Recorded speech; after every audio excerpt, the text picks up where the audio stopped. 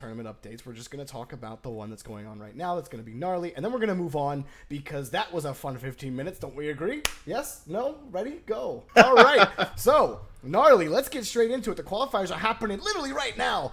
Our lovely people, Vaudable and Tom Kelly, are bringing you that action, and Leaf and Lawler are on the desk, which the desk isn't actually a desk. It's just two chairs and two very loungy chairs with Marissa. So it looks like a very familiar black couch, but with a divider. No, in it the looks middle.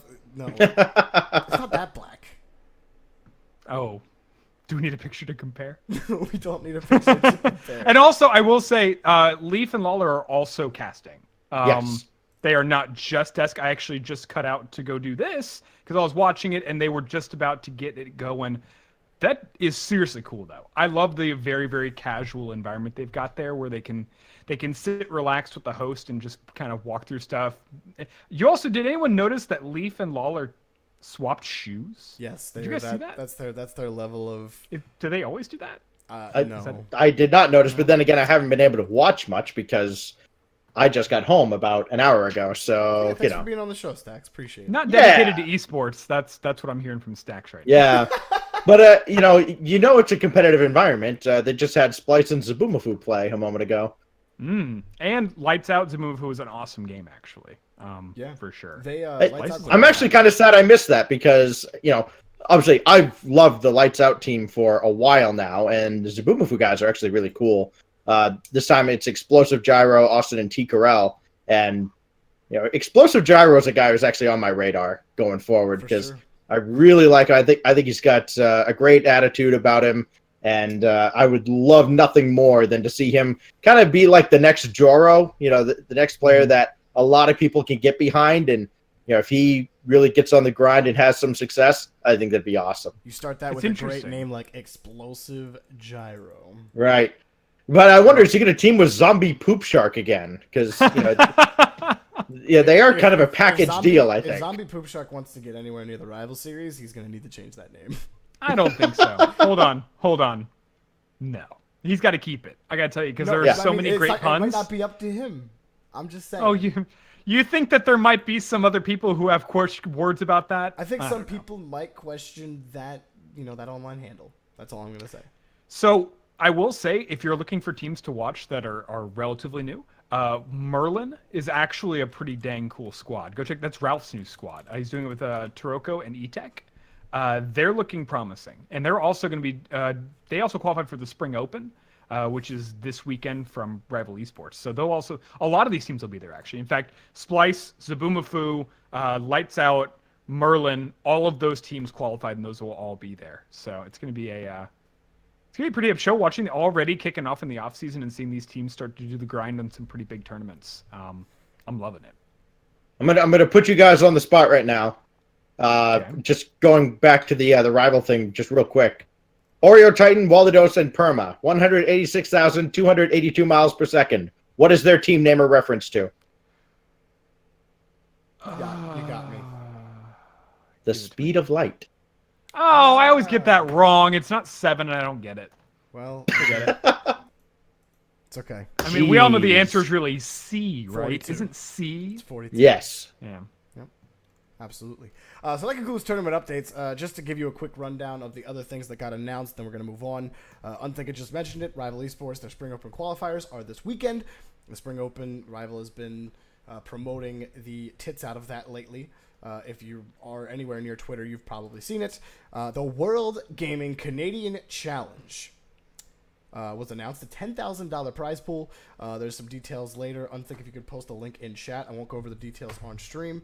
But this is super cool, though. Yeah, it's 10,000. Is it Canadian dollars? Probably 10,000 Canadian dollars. Okay. Which is like $27. So just sign up. That's coffee and eggs at the place I just went to here. This is the real deal, though. I think take just a like this is might be up there with like gnarly level because they're actually going to be doing it. The national finals will be at Scotiabank Theatre in Toronto. Yeah. This is a full league. It goes from June all the way through July. August 19th is the finals. Yep.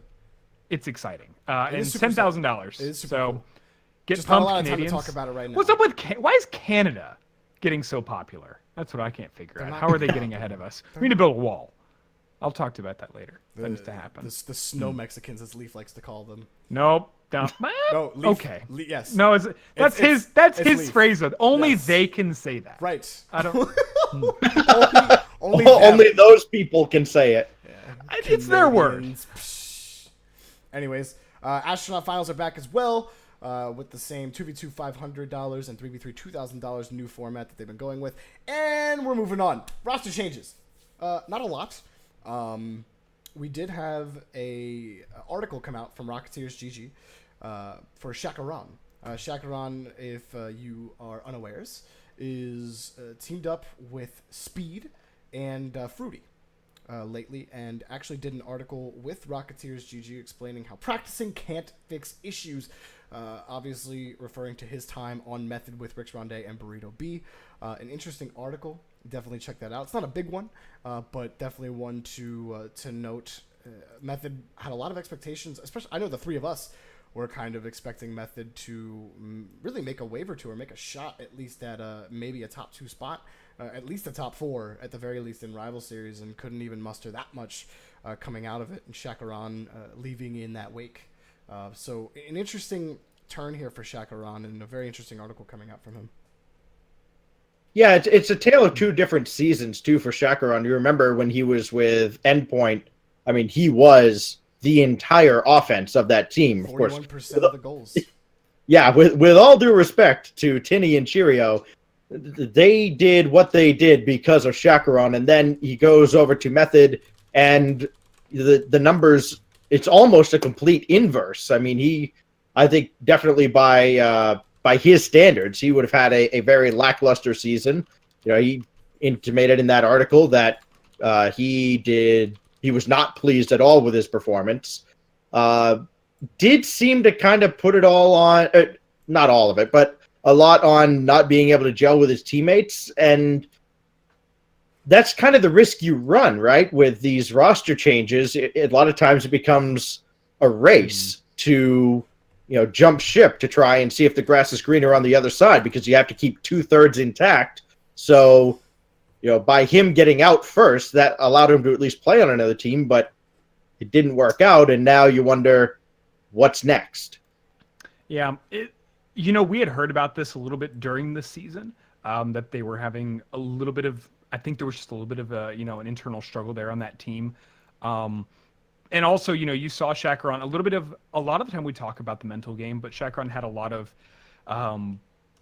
difficult tweets going out there. I think he was really struggling with the losses, and he wasn't really performing to where he wanted to be. That tilts a player. That's definitely difficult to play in. And then on top of that, playing at the highest level, and playing in rival series and playing in championship series, it's hard to be a forgiving teammate in general. And it's hard to be someone, and it's hard to not be so internalized about it, right? It's hard to not think about that all the time. This team struggled with that. I don't think that they had exactly what they were looking for out of it. I mean, the talent is there. I think it's very clear that all three of those players definitely deserve to be in the rival series, and probably should have performed higher. If you put, just it on paper in the beginning of the season, there's no question there. Yeah. But on the plus side, I am glad to hear that Shaq has found a new spot. Speed and Fruity, he mentions in the article that he's been, speaking to Speed for a while, and it was hoping to make that happen. I think he's a versatile player, and he fits into a role that will work for him if he finds the right people, as any player should. They are going to have to battle their way back through again, and that's not exactly the easiest climb. And I think a lot of players will talk to that, they'd rather jump into an existing, rival series or champion series roster, obviously, than work back through and try to play back in through the qualifiers and the play-in. So, I mean, best of luck to them. They definitely got the skill and the ability. There's going to be a lot of off-season that we're going to get to see them grow, but we do need to see their play to understand a little bit more about what this team's going to look like. Yeah, and I've heard a lot of good things in the community, guys who are really plugged into these relatively unknown players. When I say unknown, I'm obviously speaking beyond the community. Fruity, in particular, I've heard a lot of great things about. So this could be a team. I mean, I think this definitely is a team to watch coming next rival series play and time rolls around. But that's a lot of teams. I mean, we felt that way when we broke down all the teams that were vying for those 4 spots in each region. It's only going to get deeper this next season, and here's another team that we can probably point to and say, these guys got a real shot of making it in. The Bricks. I like it. I like that name. We haven't had a lot of the somethings in a while. The dudes were great. I like the Bricks. Yeah, and they've really got as good a chance as anybody. I mean, when you look at what teams you're going to be seeing, you probably won't see many of the same teams that fizzled out in the last qualifier. They will be, a lot of new faces in different places. So, I think with a team getting together this early and starting to look forward to that qualifier, that's going to serve them very well. So this has been a little rumored, but here we go. The clip was deleted in which this was said. I actually didn't get to see the clip, but I did see the Reddit thread. Marky is to leave Excel. As we all know, Excel got relegated to the rival series. So a lot of rumors. I mean, there were rumors before Excel even played in the promotion tournament that if they relegated, Marky might leave. And now we're seeing it kind of start to blow up a little bit. And so Marky might be leaving Excel. Expected, not expected. What are you guys' thoughts? I got to say, so one, I did see the clip. I know that the clip is out there because it's highly upvoted, and then the link is dead. Having said that, this is something that we kind of expected in a way. Marky even moving to Excel in the first place was kind of a question mark. Maybe just where do I go if I have to leave Flipside? And it's a good option for him to have gone in there for a season, but this was not the season to be joining a relatively new roster to yourself, to creating a new roster in the top 8 Europe. It was difficult in general. There was no surprise. Would any season be the right time? I don't think any. No, there isn't really one, and this was definitely the one where they were going to come in as underdogs as a result of that. And I don't think that. And if you look at Marky's stats, he definitely did well this season for his team. Him leaving, the question is now, does he go to sub? Where does he go from here? Who is someone looking for a player? Well, yeah, and that becomes the tough part because, again, it does become a race. And if Marky is the first to leave Excel, that leaves Niels and Pondex in the position of, okay, well, we either disband or we go find somebody. I think if they find, if Marky leaves, and I think they are very capable of finding a third person that puts them right at the top of the rival series. Maybe Excel goes the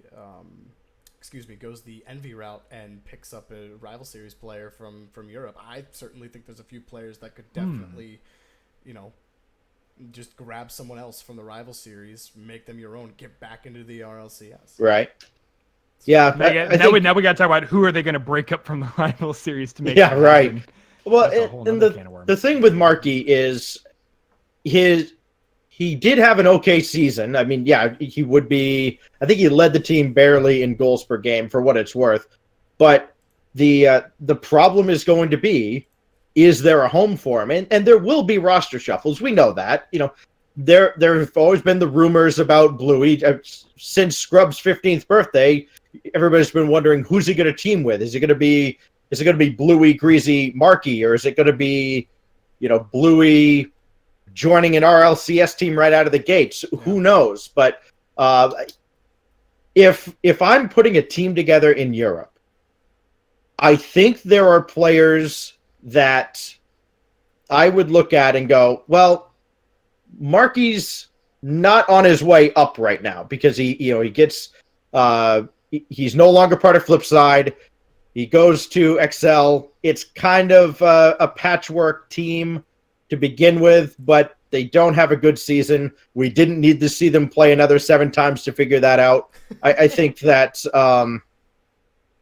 for Marky, it's going to be very tough for him to land on an RLCS roster, but if he is thinking about leaving Excel, there's a very good chance he's already got an offer out there. So it would surprise me. Yeah, it would surprise me if he's a starter in the RLCS next season, because I think there are other players that, if you are putting a team together, like a Scrub Killa, that you'd probably rather have.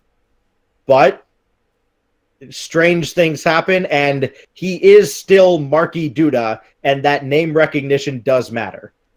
Also comes with a price tag. Like, you got to think about it does. that way. It does. A team does have to pay him a certain amount. If he goes through and does the rival series, let's just play the game. If he goes through and goes with a qualifier team, you know, the what is it? The dream team everyone's been talking about is Greasy, Scrub, and Marky. I think the only way it'd be a great team, but they make no money the whole way up. So so how do you sustain yourself as a pro who has been on salary currently? So here's the thing: is like if Marky is going to play Rocket League, it's either going to be for an RLCS team or it's going to be on that team with Scrub and Greasy. And if he doesn't, like, if he will not be on that team or he won't find an RLCS spot, he's not going to form his own team in the rival series. It's just not because of the exact reason you mentioned. Like, if he's not going to, like, be able to sustain his lifeblood and have to, like, fight just to get in and maybe have an org look at him again, he's not going to. And why would he? So I think that for Marky, it's because Scrub and Greasy, orgs are talking to Scrub Killa. Oh, of course. That team will get signed. There's no way they do not get signed. Maybe the org does something like get into the rival series, then we'll sign you. You might see that, or the org just might have such faith in Scrub Killa. Well, they'll just be like, we'll just sign you right now. Do we feel like Scrub is proven enough for us to say that orgs are going to offer him money out of the gate? There's so much hype. There's so much hype behind Scrub Killa. I wouldn't be surprised if it happened. Yeah, there was hype behind the dudes, and obviously they didn't. That is true. I think the dudes is a little different than Scrub Killa because Scrub Killa for years, like, we're not talking about players over the past like 6 months who are making waves. We're talking about almost 3 fucking years. Scrub Killa, people have been waiting. He for has it. Scrub Killa to turn 15. What threes results does he have on the board? Insomnia. That would signify that. It doesn't matter. That doesn't matter though. Like that when organizations threes is what matters. He is an extremely talented player in ones and twos. No, and we see that. I all don't the disagree time. with you. I do not disagree with you. I'm telling you that organizations do not care. That the Scrub Killa name, that the hype behind him will be enough to carry people to want to sign him. It doesn't matter. It doesn't matter what his threes results are or the limited threes results that we have, because we don't have many professional threes results from Scrub Killa. But orgs will not care. The name Scrub Killa will be enough. And as far as his threes result, I will always point to that one Insomnia tournament. I think it was 61. I can't remember. But it was when he was they played against Infused, I think, in the finals, and that was when Infused was just getting into Rocket League. So as a meme, he called their team Diffuse Kids, and they won the whole thing because of Scrub Killa. I think he was teamed with Jesse and Mout. It doesn't matter. He could have teamed with 2 Brooms and probably at least taken a couple of games because he decided... Don't you talk about Jesse like that. But he just decided he was not going to get blown out on stage, and the lights...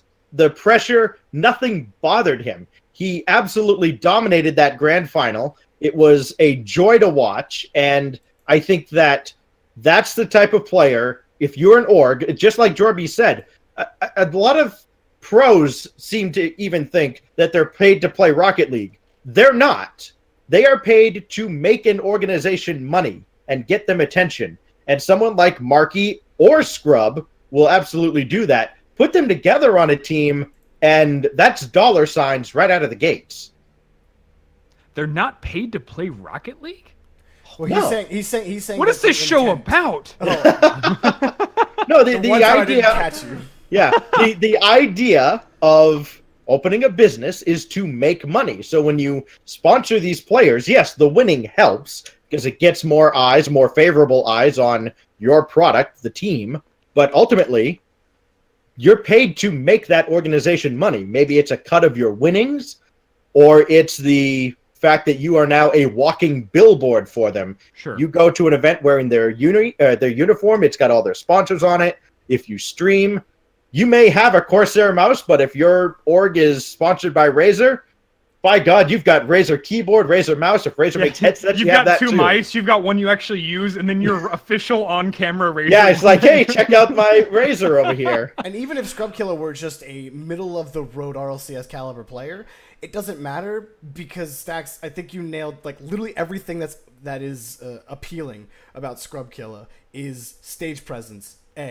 Like, I'm not disagreeing doesn't have with fright that. in front of the camera. Doesn't have, like, all of those things are so important for organizations that it outweighs he hasn't played any threes tournaments. When actually someone pointed out in chat, which I thought was a very good point, but it doesn't refute your point because we don't have results. But we don't have results because he wasn't allowed to have results. That's not okay. Well, I understand. To be fair, neither was Joro until this season, and here we are. I understand, which is why I'm saying that doesn't refute your point.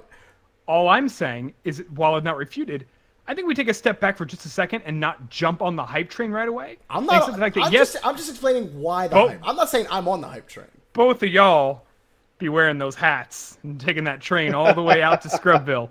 All I'm saying is be patient, and I'm curious to see if he does. I would love if an org picked him up. I think he's an incredibly talented player. I want to see what he can do now that he's of age. But I'm not going to count my chickens before they hatch because stranger things have happened in Rocket League. I think we're talking about Marky falling out of the RLCS right now. Like, there are crazy things that happen, right? We don't really know. And I don't know what orgs see, but I'll tell you this. A lot of them are willing to pay for certain things, but a lot of them are also holding on to their money and waiting because esports is the game of patience as well. So I would say, I hope he does. I think but first of all, again, the Greasy Scrub Marky squad would be incredible. I agree, and we just have to. I would love to watch them also make a qualifier run, and just smash every single team they play. I am with you on this cautiously hopeful train. I'm not behind. I'm not going to get caught up in the hype of Scrub Killa saying like, "Oh, this guy's just gonna wreck everything." I want to see it happen. I want to see it happen first. I am hopeful, and I believe in the kid's ability to play the game. Absolutely. And I've watched a good amount of Scrub streams because he streams a lot of threes. And the guy knows how to play the game. It's not like he doesn't know how to play threes. I mean, but he doesn't have to know how to play the game. Stacks already told us. He just has to wear the uniform. Arguments where people are like, yeah, but he doesn't have a lot of threes results. And Scrub's just known as a ones player. It's like, dude, shut the hell up. There's no to be fair. There's no to be fair in that alone. I understand no professional threes results. Yes, I get that, which is why I'm on the cautiously hopeful train. I want to see Scrub do well before I'm like, holy shit, this kid's amazing. I will admit there was a point where I would openly say, yeah, Scrub, when he is 15, will immediately go into the RLCS. And I have to retract that because when you look at who is in the RLCS right now, it's really tough to take any of those players and say, you're out, and Scrub Killa is just automatically in. Yeah. Because that's the level we've reached now, especially in Europe. I mean, if you want to make it to the RLCS, you got to come across the Atlantic Ocean, first of all. There are two you have a much easier time. Series that are RLCS caliber in Europe.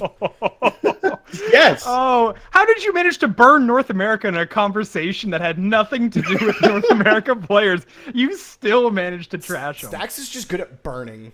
He is good. He is good. Well, yeah, look, Scrub might be better than somebody on Fnatic. Maybe. But they're not going to kick somebody off that team to bring Scrub Killa in, so I don't know if anyone's safe. Hold on that statement.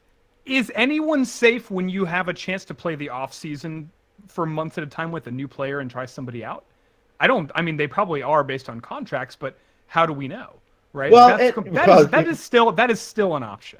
Yeah, Farrer will tell you nobody's safe. You want to talk about a guy who got absolutely burned. Actually, he's been burned a couple of times, if I remember correctly. And he's just still the nicest guy out there, even though, secretly he must have been cheering for everybody that was not Fnatic when the promotion tournament was happening. But, yeah, I guess nobody's safe, but you can feel reasonably confident that a lot of the guys that are in the RLCS right now, they're probably not getting kicked off their team. Probably. Probably not. I mean, I won't make any bets at this point, but you're right. You are right though. Probably not. And that's just simply based on how strong Europe was this season. There's no, if you look at it from the outside looking in, there's no reason from a statistics perspective to really take any team apart, dissect it, and try to subject a new player to any particular roster today. That's I think one thing that's the reason we're talking about Marky, because we don't. Where does he go? Because all of these rosters look so strong right now.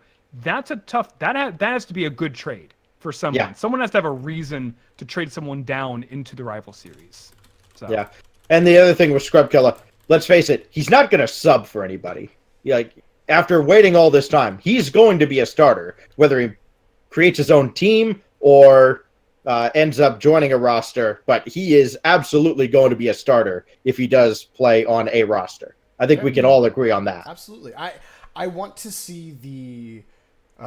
Actually, it's funny because Jasher just mentioned this in chat. I want to see the Justin route for Scrub Killa, where the man just goes rival series world champion. Like, I agree. Not world champion, but obviously not yet.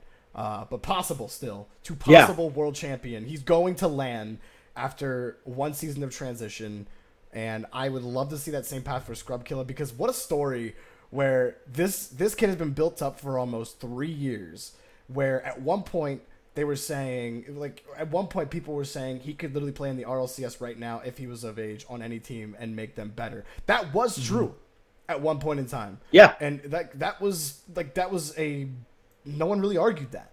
Now, like we said, the skill gap is so much, just, it's so close. Everyone is so good at the top, and I just want to see Scrub. You know what? Screw it.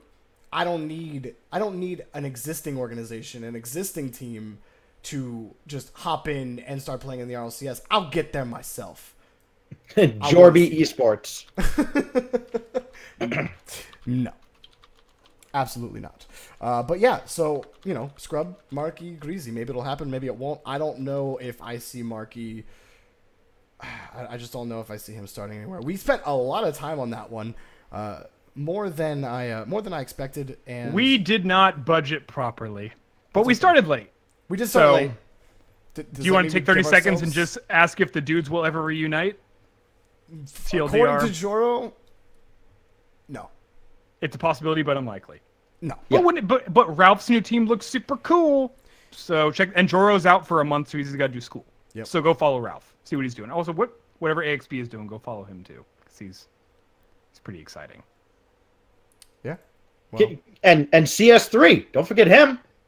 The super sub. So, yeah, CS3 carried them through half the qualifier. Yeah, That's right. He literally Stupid got them into rival SHEs. series. The College Board almost ruined the rival series. I'm just saying. It was that close. Community updates, because we got to move on and get to the actual topic. We're actually going to have two topics today. I like the Scrub talk was good and kind of I guess we needed to talk a little bit about Scrub Killa. It's just we've been talking about Scrub Killa for like 3 years. Anyways, here we go. Octane GG, this is a community update. They now have introduced team rankings, player ratings, and replay stats. Check out that link. Not going to go in depth with it right now, but Octane GG, again, killing it with their content updates and coming out with new stats and trying to become, you know, stat central. They really already are stat central for Rocket League, but just compounding what they already have. A lot of super cool stuff. Go check it out. They wrote their own. They have an article. They wrote it themselves about, you know, kind of expanding on them. And this one's a little funny. On our next little update, Achieves. The bastard was on Heads Up Daily, and a little bit of a phone interview or a video call interview. And we did confirm Achieves was wearing pants. I don't believe him, but that's okay. Not true. He's a liar. He's a dirty liar. But I know for a fact that he wasn't wearing pants. Ask me how I know. I love seeing good old Mikey on Heads Up Daily. He was cute. He was real cute. I like that he did wear his formal gunners, which was nice. That's always tough, you know. He doesn't know what am I going to go? Am I going to go casual? Am I here to have fun? Am I here to party? Or am I going to be real serious? And I think he went serious. I liked it though. I thought it was a good interview. Also, he looks cute on TV, man. And he's been all over it. I wonder how many times he critiqued the hosts of the show on their wardrobe. Actually, Actually, Ooh. Doesn't know anything about that loungewear life, but yeah, I love you, Chiefs. Good job on that. Rocket League's in the Humble Bundle. If you don't own Rocket League, you're not watching this show. That's just a verifiable fact, but really cool. But you can Hopefully tell your more friends to players go in buy game. the Humble Bundle and give to. Humble Bundle still does charity, right? They got Yes. bought, but they're still doing. They're still doing charity. Okay, cool. Then that's awesome. Hooked on Multiplayer 2018 bundle, which is super cool. But how much is it? I forget. It's pay your way, right? But you can get the bundle. It comes with all kinds of fun stuff. This is super cool. Yeah. Wow. Yeah. does it come with anything I would play with Unthink? No. You know the answer is no. The answer is definitely no. Besiege. Besiege is actually really fun. If you haven't played Besiege and you're into builder physics puzzle games, If you're into Check out- 140 mile per hour rocks flying across with your custom trebuchet. I'm sorry, no. I was gonna say, First if of all, we can no, use hang on, trebuchets, stop. yes. You're first of all, Unthink, you're fucking wrong. It's Oh. how do I throw a 90 Ooh. kilogram projectile over Ooh. 300 meters with my custom built trebuchet in Besiege? Hello? This guy does not know what the superior siege weapon is really capable of. Anyways, discussion topic, moving on. Guys, so if you pay attention in esports, if you pay attention in sports, if you're a sports fan, esports fan, if you like to gamble, well, guess what? I got great news for you. The U.S. Supreme Court rules that sports betting is now not. They said they did not say it's legal. They just reversed the federal ban on sports gambling, left it up to the states. So it is immediately legal in Vegas and New Jersey, because New Jersey had those laws by the state, but the states are free to decide whether or not they want to allow sports betting or not. Something tells me that they're going to want a little bit of that sports revenue. The reason this is relevant is because this also applies to esports. Esports gambling has now essentially been made legal with this reversal by the U.S. Supreme Court. Guys, what does this mean for esport days? Place your bets on what team Marky goes to. Place your bets right here, right now. Talkback Bets, tbbets.com. So I thought this was interesting. One, there were a couple states that already still had sports betting legal. They were grandfathered in prior to the federal law being passed. And of course, good old Nevada being one of those. So there already was a little bit of esports betting prior. Now, the reason I think this is actually really interesting is because back in like 2015, 2016, there was a huge betting scandal going on with Valve games, primarily Counter-Strike, where people were taking in-game items and then betting them on betting sites. That API was then locked down and completely shut down. And other games like Rocket League is a great example of a game that has shut down betting sites that have to do with sharing items and things like that. The reason I say that is because it sounds like most developers don't want a hand or anything to do with gambling over their competitive game. So having said that, it's very interesting to see that this will be a turn. This will be something that does affect the economy of certain games. It'll also affect the people who will be joining and viewing games in a different way, right? Because now you've got a whole other angle to some of the people who are watching them. I think this is not I don't think it's a bad thing. I think as a legal adult in the United States, the reason that people were shutting down the betting sites is because they couldn't verify the ages and it was a very gray market. So a lot of kids were taking advantage of it. And losing in CSGO, there were kids who lost thousands of dollars of their parents' money, mind you. Right. So, that's why people got upset. Because when parents get upset, that's when everyone gets upset.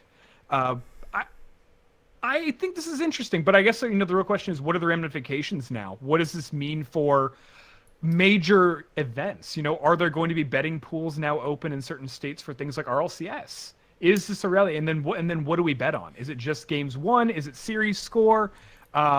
Is there this whole market that's about to open up around esports and blow up esports in a way that we probably didn't necessarily expect? There are already booking sites out there where you can bet money, like real money, on CS games. For Counter-Strike, They do League of Legends. They do a whole bunch. It was a Russian-based website that you could go to. Obviously, highly illegal if you get caught doing it in the U.S., but you could do it. And I know for Counter-Strike, they had things like the amount of kills. You could bet on the amount of assists a player was going to have, or they had over-unders they could bet. So like a player who his average kills per game was something like 22, then like you would bet on his over-under, something like 20, And then obviously there are lines against that. You could bet on lines for the teams, how big the margin they would win by. So CS, they had a bunch. Now, granted, CS is extremely popular in Europe and Russia. So like that market is absolutely huge for them. Bring it over to America, we're talking, a lot of possibilities. You could see betting for literally anything in the fighting game community. The biggest fighting games out there right now, League of Legends, the NALCS, Overwatch League. You think people won't be interested in betting? I think Overwatch League might be one where we start questioning it, because something that makes sense is a lot of people like to bet on. I don't think anyone has a problem betting on professional. But what do we start talking about now? These city teams, right? Teams that are now based in Houston, for example, that are technically non-owned teams. Is that something that is going to be are the teams going to be that's not very cool. We're not exactly happy. Maybe some of the states or cities that are a little bit more strict on these kind of things. Is it something that even matters? It sounds like it might be a consideration, but probably not huge. And also Blizzard, they can't be really happy about that. They just got over doing this in Korea. And now they're going to be doing it all over again. I don't think that I really don't think that developers are going to like this very much, because in a way, it may ruin the sanctity of the competitive esports that they're creating and they're funding, right? If you think about RLCS and you think about the way Blizzard funds Overwatch League, these events now could potentially be tainted by gambling and by betting in the background.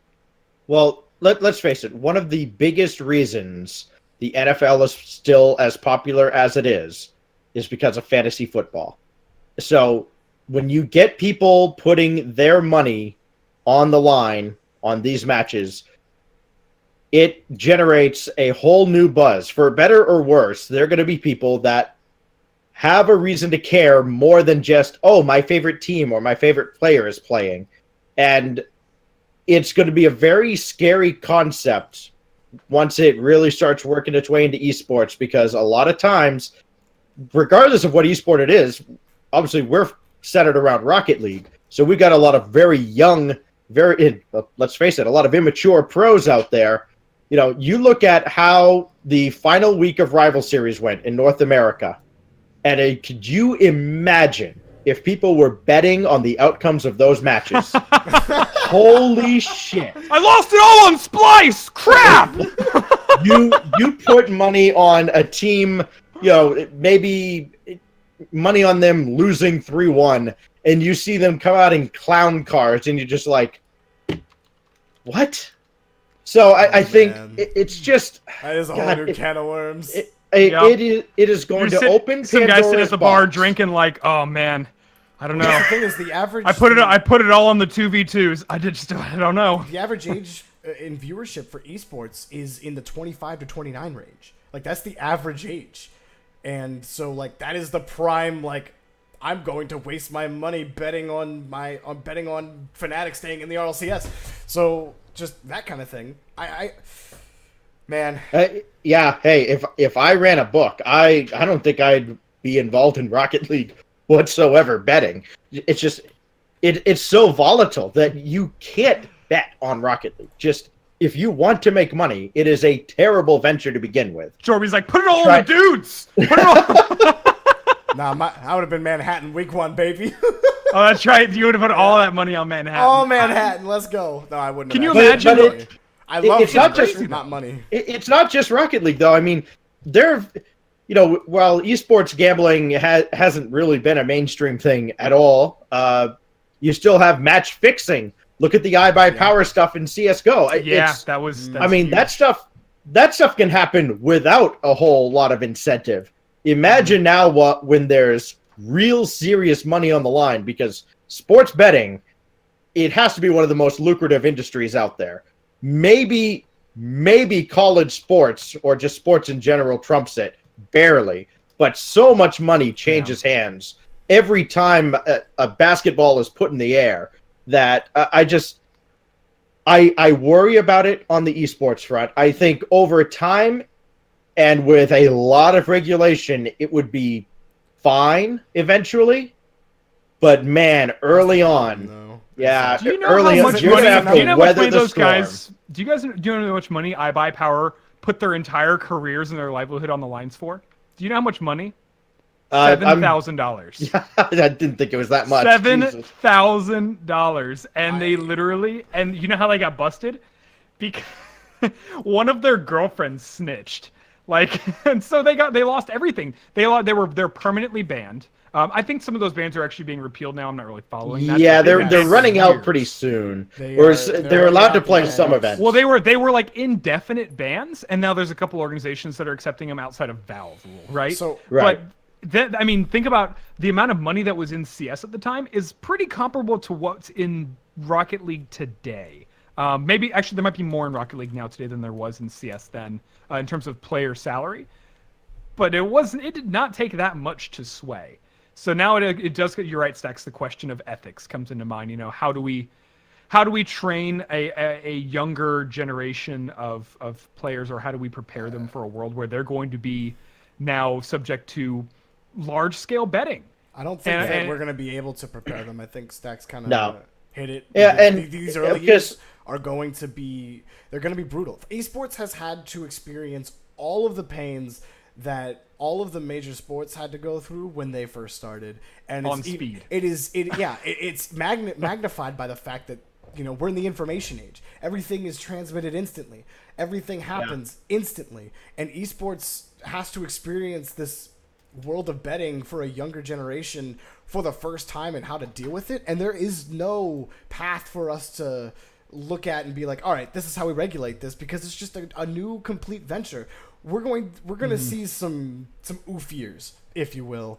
Oof years. Some oof years where you're probably going to see one or two giant betting scandals if it is not tightly regulated by people like Riot and Blizzard. And I think that those two entities will absolutely do everything they can to crack down any sort of betting that aren't out of official sports books that they can control. Anything within Blizzard's control, like any kind of, like, let's take a Blizzard equivalent of the RLCS fantasy that we have now. We'll say that someone creates a DraftKings for Overwatch League. Blizzard there's going to be so many DraftKings ads. Blizzard is well within their right to shut that down because they are pulling from their API. Blizzard has sole what's the word for it?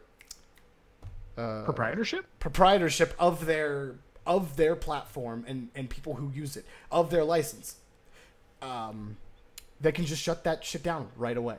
So I think that you'll see Blizzard and Riot. They have the resources, they have the finances to be able to control that and maybe prevent it from being a problem. It's the smaller ones that you have to start, all like some of the tier 2 esports and maybe some of the deregulated esports that we have to start worrying about. I think you mentioned, obviously, Valve does what they can to control it. And they're not really hands in the esport. They just try to control their marketplace and things that they I would not put them in the same realm. Yeah, I wouldn't put them in the same realm as Blizzard and all them. I don't think they're as strong-armed as someone like Riot would be or like Blizzard would be. So I agree with you on that one. I mean, I was talking to someone who lives in Las Vegas. They just opened a second esports bar. There might be more, but a second major esports bar out there. I wonder what's gonna be happening out there. I wonder if they'll have a couple TVs checking out the races. It'll be interesting to see how this develops as an esports culture as well, because now in America, where we have been so conservative on this stance for a while, we are now opening the gates, and for the first time in a while, we're actually going to see the opportunity for a legal realm where this can't be regulated. So one of the good things is, odds are there were already black market gambling events and booking going on. That's got to have been happening already, right? There's no way.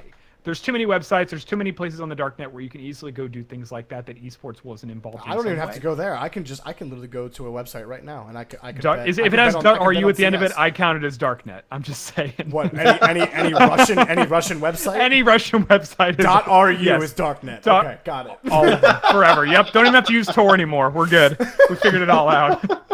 I just, and that'll be my final point on that, is that this is going to be a very interesting time under regulation for the gambling here, and it could actually be really, really good for esports on the other side, right? Because it could bring in a huge new audience, maybe people who are mostly in it for the monetary value, But it also, in a way, just because those people are there for a different reason, doesn't mean the viewer count doesn't increase, doesn't mean the popularity of the game doesn't increase, and doesn't mean that sponsors don't see that as an opportunity for themselves to grow. It might be different sponsors. It may be ones who are a little bit more averse to a scene growing based on betting numbers, but it could still be a good chance for esports to grow as a whole. There's an opportunity there. Yeah. That one ruling by the Supreme Court just created an industry, like, or maybe a subdivision of an industry, because obviously sports betting has existed for a while. Esports betting, while it has existed now, it's going to become mainstream somewhere along the line. And yeah, I worry about it, but again, I think there are going to be enough minds, especially at the top, among Blizzard and Valve, etc., that they're going to learn from whatever mistakes are made very early on, and they're going to find ways to make money off of this. And then it's going to be on everybody else to do the same. You know, it's like how the NFL makes all this money off of, fantasy football, just because more eyes are on their product because of fantasy football. That's what Valve is going to have to do. That's what Blizzard's going to have to do. Psyonix, Epic, whoever has anything to do with esports, they're going to be pretty much on their own to figure out, okay, how do we make money off of this? And if we can't make money off it, then we have to shut it down, because otherwise it just goes completely out of control, like a wildfire. Yeah. But, it's going to be a lot better for them in the long run to find a way to make money off of it. And that is a scary proposition in Rocket League, where, again, you're going to have people that are playing in these games that are not old enough to legally bet. Yeah. Where will gambling take esports, if anywhere at all? How will it affect it? Guys, thank you so much for tuning in today. Apologies for the technical issues at the beginning of the show. If you've been around long enough, it happens. I saw a couple follows come through. Thank you guys so much for following the channel. We're here every Thursday. We try to be here every Thursday, 7 p.m. Pacific time now. I live in LA. I don't care where Unthink lives. We go by my time on this show. So 7 p.m. Pacific. Y'all are the best. Thank you so much. And play the video in reverse. Play the reverse. That's how we leave. That's not how we leave. Oh, fine. This is why I don't do all of them. Goodbye.